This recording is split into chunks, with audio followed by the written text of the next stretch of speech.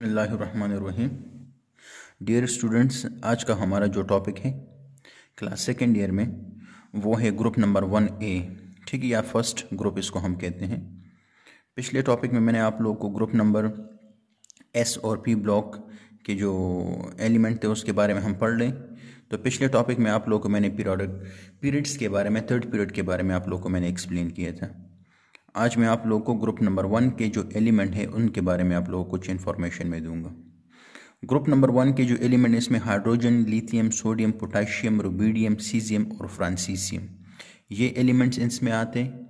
और इनको हम सिंपली, इसके लिए एक निमोनिक है कि हाय लैला ने की रब से फरियाद, और इस निमोनिक से आप लोग इन सबको याद रख सकते हैं।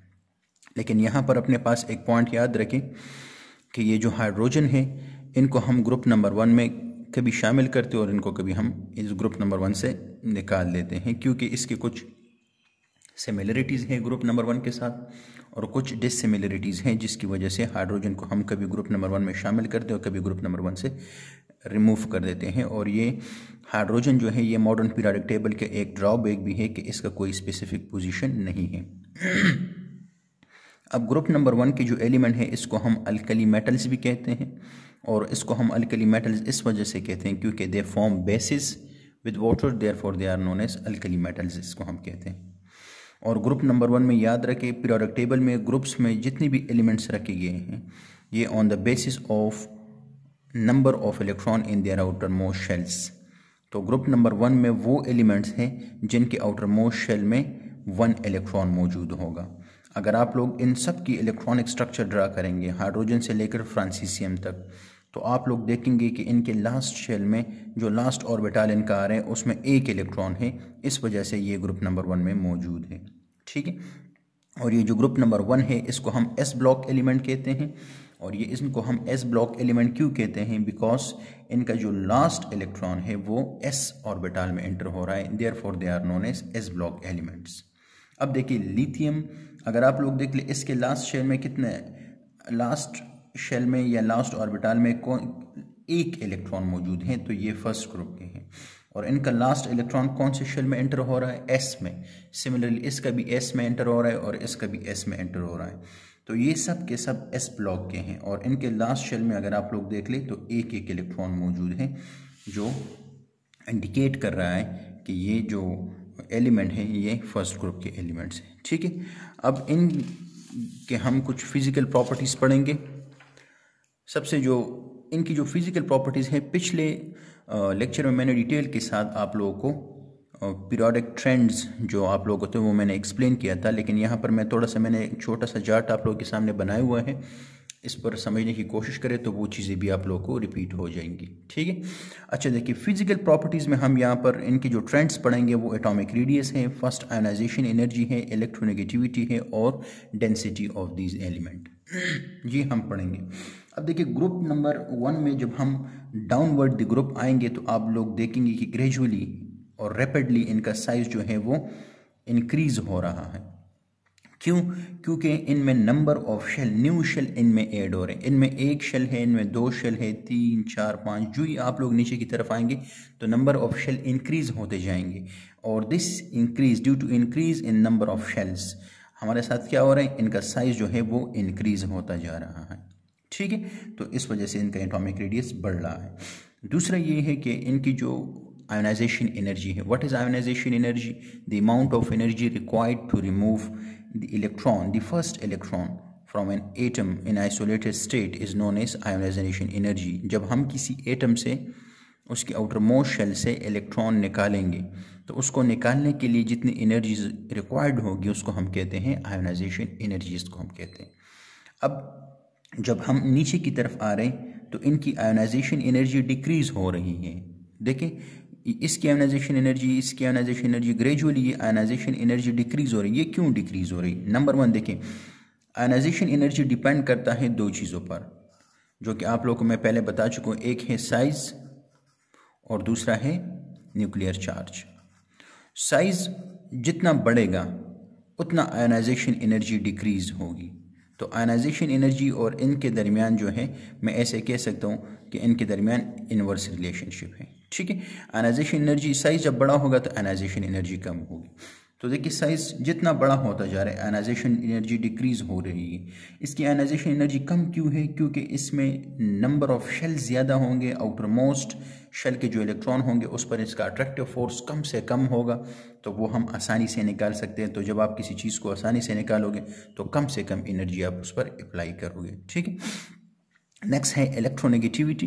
अब इलेक्ट्रोनेगेटिविटी किस चीज़ को कहते हैं? The power of an atom to attract the shared pair of electron toward itself in a bonding. जब बॉन्ड बन जाए और बॉन्ड के दौरान एटम अपनी तरफ इलेक्ट्रॉन को अपनी तरफ अट्रैक्ट करता है, तो इसको हम कहते हैं, अब लेट सपोज ये दो एटम है, इनके दरमियान ये बॉन्ड बन चुका है, ये पेयर ऑफ इलेक्ट्रॉन ये अपने तरफ अट्रैक्ट करेगा या ये अपने तरफ अट्रैक्ट करेगा, तो जिसकी पावर ज़्यादा होगी ये उसकी तरफ चला जाएगा। तो इट मीन्स इसकी इलेक्ट्रोनेगेटिविटी ज़्यादा है, इसकी इलेक्ट्रोनेगेटिविटी कम है। अब इलेक्ट्रोनेगेटिविटी अगर आप लोग देख लें, डाउनवर्ड द ग्रुप डिक्रीज होता जा रहा है। क्यों? क्योंकि देखिए, और सबसे लोवेस्ट इलेक्ट्रोनेगेटिविटी जो है वो सीजियम ही है पीरियोडिक टेबल में। अब ये क्यों डिक्रीज हो रहा है? तो वही रीज़न है कि साइज इंक्रीज हो रहा है और न्यूक्लियर चार्ज डिक्रीज हो रहा है। तो जब साइज इंक्रीज, इसी तरह जिस तरह इनका रिलेशनशिप है इसी तरह इसका भी रिलेशन, जितनी इलेक्ट्रोनेगेटिविटी साइज बड़ा होगा इतनी इलेक्ट्रोनेगेटिविटी कम होगी, ठीक। इसी तरह तो जब डाउनवर्ड द ग्रुप हम आ रहे हैं तो साइज इंक्रीज हो रहा है, तो जब साइज इंक्रीज होता जाएगा तो इलेक्ट्रोनेगेटिविटी भी डिक्रीज होती जाएगी, और ये सबसे लोवेस्ट इलेक्ट्रोनेगेटिविटी इसकी है। इसके अलावा जो ग्रुप नंबर 1 है इसको हम कहते हैं कि मोस्ट इलेक्ट्रोपॉजिटिव एटम्स। ये पीरियोडिक टेबल के सबसे इलेक्ट्रोपॉजिटिव एलिमेंट, मीन ये इजीली इलेक्ट्रॉन रिलीज करते हैं, गेन करने के बजाय ये इलेक्ट्रॉन आसानी से रिमूव करते हैं। क्यों? क्योंकि इनके आउटर मोस्ट शेल में एक इलेक्ट्रॉन है और उस एक इलेक्ट्रॉन ने इनको अनस्टेबल बनाया हुआ होता है। नेक्स्ट है डेंसिटी। अब देखिए, जब हम ऊपर से नीचे की तरफ आ रहे हैं डेंसिटी डिक्रीज होती जा रही है। ये डेंसिटी क्यों डिक्रीज होती जा रही है? क्योंकि देखिए density directly proportional to mass per unit volume. तो देखिए अब यहाँ पर अगर आप लोग देख लें, इसकी और इसकी डेंसिटी देखिए इंक्रीज हो रही है, फिर एकदम डिक्रीज होगी, फिर इंक्रीज। अब इन दोनों की डेंसिटी में फ़र्क क्यों है?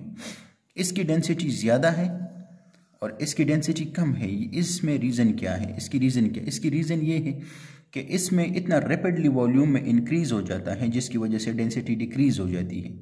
इसका वॉल्यूम रैपिडली इंक्रीज हो जाता है। रैपिडली इंक्रीज इन वॉल्यूम की वजह से वॉल्यूम और डेंसिटी के दरमियान इन्वर्सली, तो जितना वॉल्यूम रैपिडली इंक्रीज होता है इतनी उसकी डेंसिटी डिक्रीज हो जाती है। जबकि सोडियम में इलेक्ट्रॉन क्लोजली अरेंज होते हैं तो इस वजह से इसकी डेंसिटी ज़्यादा है और इसकी डेंसिटी कम है। डाउनवर्ड द ग्रुप जब हम आ रहे हैं तो नंबर ऑफ शेल ज़्यादा हो रहे हैं, मास ज़्यादा हो रहा है, इस वजह से इनकी डेंसिटी इंक्रीज होती जा रही है। इसी के साथ साथ हम अगर इस ग्रुप के मेल्टिंग पॉइंट और बॉइलिंग पॉइंट को देख लें तो डाउनवर्ड इनकी मेल्टिंग पॉइंट और बॉइलिंग पॉइंट डिक्रीज होती जा रही है, क्योंकि आप लोगों को मैंने बता दिया कि जो ग्रुप नंबर 1 के एलिमेंट हैं इनको हम सॉफ्ट मेटल कहते हैं, और जितने वो नीचे की तरफ आएंगे तो इतनी इसकी वो सॉफ्टनेस बढ़ती जा रही है, ठीक है। लास्ट है केमिकल रिएक्शन। अब हम इनके केमिकल प्रॉपर्टीज़ पढ़ लें। अब देखिए, ग्रुप नंबर 1 के जितने भी एलिमेंट हैं ना, they are strongly reducing agent है। और अब ग्रुप नंबर 1 की जितने भी मेटल्स को आप लोग वाटर के साथ ट्रीट करोगे तो ये मेटल हाइड्रोक्साइड बनाएगा और उसके साथ साथ हाइड्रोजन गैस की रिलीज होगी। जब भी किसी रिएक्शन में याद रखें हाइड्रोजन रिलीज हो और उसमें स्मॉल अमाउंट ऑफ एनर्जी इसको मिले, तो एज अ रिजल्ट क्या होगा? वो रिएक्शन एक्सप्लोजिव होगा, वो रिएक्शन एक्सोथर्मिक रिएक्शन होगा, और वो रिएक्शन जो है वो कैच फायर, उसको आग लग जाएगी। तो अब देखिए, ग्रुप नंबर 1 के जितने भी एलिमेंट हैं, लिथियम जो है इसको अगर आप लोग पानी में गिरा दें तो आप लोग देखेंगे कि लिथियम पानी के साथ इतना रैपिडली रिएक्शन नहीं करता, लेकिन जो ही आप लोग डाउनवर्ड ग्रुप आएंगे, सोडियम, पोटेशियम, रुबिडियम, सीजियम, फ्रांसीसियम, तो ये रिएक्शन ज़्यादा एक्सोथर्मिक होगा, मोर हाइड्रोजन गैसेस से रिलीज होगी, और वो रिएक्शन इवन एंड के जो उनके मेटल्स हैं उनका रिएक्शन एक्सप्लोसिव होगा। इस वजह से अगर आप लोग देख लेना तो आप लोग के लेबॉर्ट्रीज़ में, स्कूल या कॉलेजेस के जो लेबॉर्ट्रीज़ होंगे उसमें तो पहले ये लिथियम, सोडियम और पोटेशियम, सिर्फ ये 3 मौजूद होंगे, और इनको भी रखा गया होगा किस चीज़ में? ऑयल में रखा गया होगा। क्यों? क्योंकि अगर इनका रिएक्शन वाटर के साथ होगा, एटमॉस्फेयर में वाटर मौजूद है, तो वो एक्सप्लोसिव हो सकता है और वो किसी चीज़ को इफेक्ट कर सकता है, ठीक है। तो इस वजह से इसको हम किस चीज़ में रखते हैं? ऑयल में रखते हैं।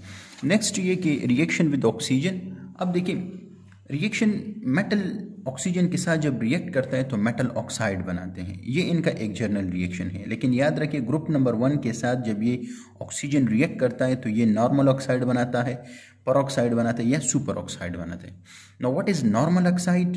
नॉर्मल ऑक्साइड वो होता है जिसमें ऑक्सीजन की इलेक्ट्रोनेगेटिविटी वही -2 हो, परऑक्साइड वो हो जिसमें ऑक्सीजन की इलेक्ट्रोनेगेटिविटी -1 हो, और सुपर ऑक्साइड वो है जिसमें ऑक्सीजन की इलेक्ट्रोनेगेटिविटी -1 और 2 हो। तो अब देख लें आप लोग, सोडियम जब ऑक्सीजन के साथ रिएक्शन करेगा तो ये नॉर्मल ऑक्साइड बनाएगा। अगर आप लोग इन दोनों की ऑक्सीडेशन स्टेट लिख लें तो देखिए ये -+1 और +1 तो ये +2 हो जाएगा, ये -2 तो इसकी ऑक्सीडेशन स्टेट -2 है, जबकि ये भी नॉर्मल ऑक्साइड ही है +2 -2। लेकिन इसको देख लें, ये पर ऑक्साइड है। किस तरह? देखिए ये है +2 इन दोनों का तो ये -2 आ जाएगा, तो यहाँ पर 2 ऑक्सीजन है तो -2 को हम 2 पर डिवाइड कर देंगे तो ये क्या आ जाएगा, एक ऑक्सीजन का जो ऑक्सीडेशन स्टेट आपके पास आएगा वो -1 आएगा। ठीक है, तो ग्रुप नंबर 1 के जो फर्स्ट एलिमेंट है सोडियम, लिथियम जो है ये नॉर्मल ऑक्साइड बनाता है। सोडियम और पोटाशियम ये नॉर्मल भी बना सकते हैं और परऑक्साइड भी बना सकते हैं। लेकिन जो रुबिडियम और सीजियम है ये दोनों जो है ये सुपर ऑक्साइड बनाते हैं। अगर आप लोग देख लें, इसका होगा +1 तो इसका होगा -1, तो -1 को अगर हम 2 पर डिवाइड करें, 2 ऑक्सीजन है 2 पर डिवाइड करेंगे तो ये 1 आएगा -1 और 2 आएगा आपके पास। ठीक है, इसी तरह अगर इनके रिएक्शन विद क्लोरीन देखेंगे तो ग्रुप नंबर 1 के जितने भी क्लोरीन के साथ रिएक्शन होंगे तो मेटल क्लोराइड बनाएगा, और जितने मोस्टली दे आर साल्ट्स। ठीक है, तो डियर स्टूडेंट्स अभी तक इतना ही, ये लेक्चर फिर लेंथी हो जाएगा तो इंशाल्लाह दुआओं में याद रखें। मिलते हैं नेक्स्ट लेक्चर में। अल्लाह हाफिज़।